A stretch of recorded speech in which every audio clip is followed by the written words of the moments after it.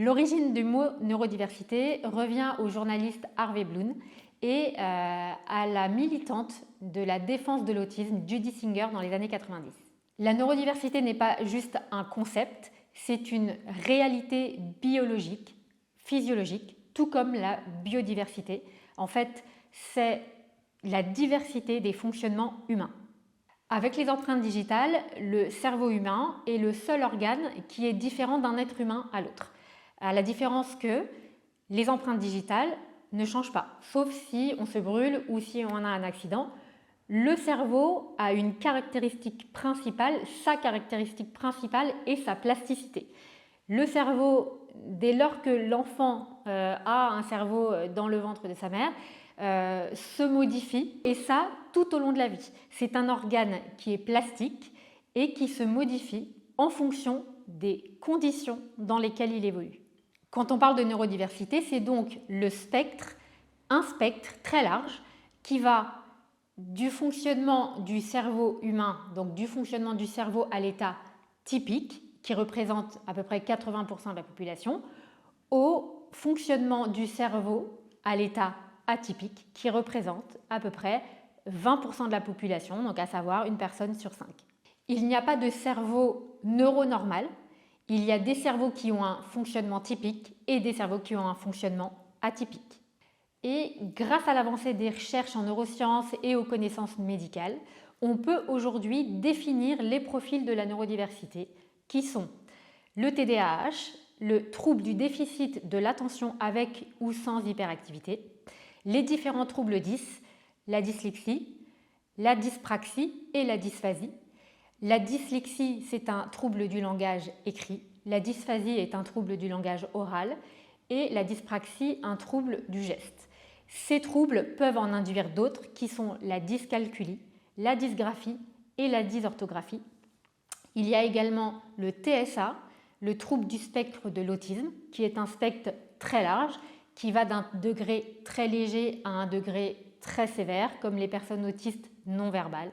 Il y a également le haut potentiel intellectuel, qui fait partie de la neurodiversité, qui n'est pas un trouble, comme le TSA, le TDAH et les troubles 10 qui sont des troubles du neurodéveloppement. Le haut potentiel intellectuel est un fonctionnement différent du cerveau.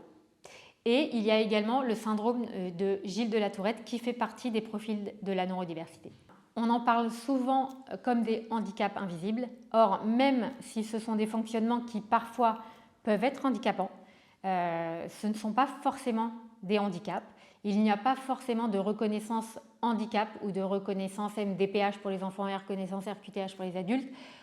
Pour une personne qui a une dyslexie, pour une personne qui a un TDAH, encore moins pour une personne qui a un haut potentiel intellectuel.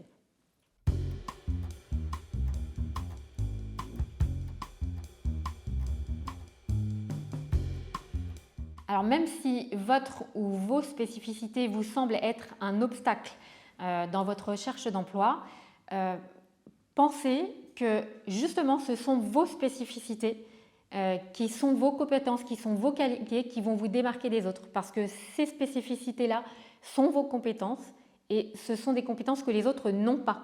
Donc mettez-les en valeur, n'ayez pas peur de candidater. Même si vous pensez que votre profil ne correspond pas exactement à l'annonce, si vous pensez que vous en avez les compétences, si vous pensez que vous pouvez répondre à cette candidature, rentrez dans la course et mettez l'accent sur vos qualités, sur vos compétences, même si vous n'êtes pas exactement dans le cadre de l'annonce.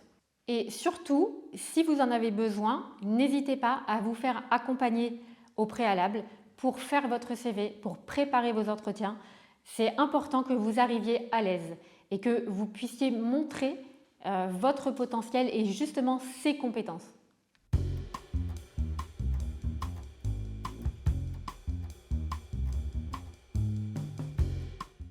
Surtout, il faut l'aborder sous l'angle du talent.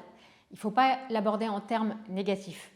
Vous postulez un emploi, vous devez montrer vos compétences et justement vos compétences et vos qualités viennent de votre spécificité, viennent de votre profil que l'on dit atypique. Il est peut-être atypique, mais justement, il est atypique et les autres n'ont pas ces compétences-là et c'est ce qui va vous démarquer des autres candidats. Donc, valorisez vos compétences, valorisez justement ce qui est différent chez vous et parlez-en en termes positif pour vous démarquer des autres candidats. Et si vous avez une reconnaissance RQTH et que vous souhaitez en parler, c'est au moment de l'entretien que vous pouvez en parler. Vous pouvez décider de ne pas en parler, mais si vous avez une reconnaissance et que vous avez besoin de reconnaissance et besoin d'aménagement, c'est à ce moment-là que vous devez dire que vous avez une reconnaissance RQTH.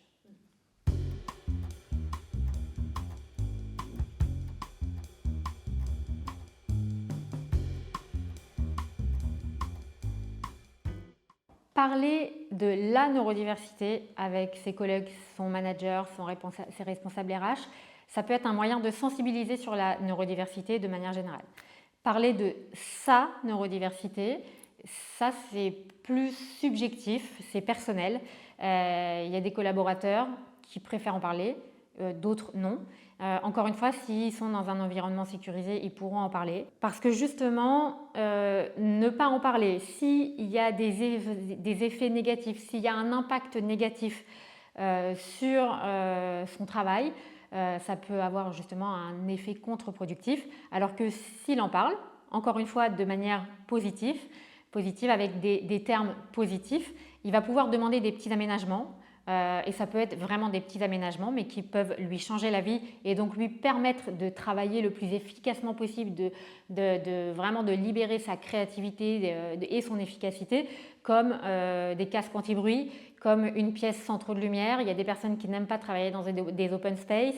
Un casque anti-bruit dans un open space, ça change la vie. Donc il est quand même dans un open space parce que toutes les entreprises n'ont pas forcément la possibilité de mettre des gens dans des petits bureaux, mais un casque anti-bruit, ça change la vie, de donner une police de caractère, des petits objets. On appelle ça des fidgets, qu'on donne à l'école aussi, mais c'est pareil en entreprise. Il y a plein de petits aménagements et comme on disait tout à l'heure, sur l'organisation du travail, sur les méthodes de communication, les méthodes d'échange et d'entretien. Voilà, d'en parler avec ses collaborateurs, d'en parler avec ses managers, avec ses responsables, mais voilà, de manière positive. Ça permettra de mettre en place un environnement sécurisant qui de toutes les façons sera bénéfique pour tous les collaborateurs, pas seulement ceux qui ont un profil atypique, c'est comme à l'école. Quand on met en place des aménagements en amont pour des enfants qui sont hyperactifs ou des enfants qui ont un haut potentiel intellectuel dans une classe, quand en amont on met en place des aménagements, en fait c'est bénéfique pour tous les enfants et c'est pareil en entreprise.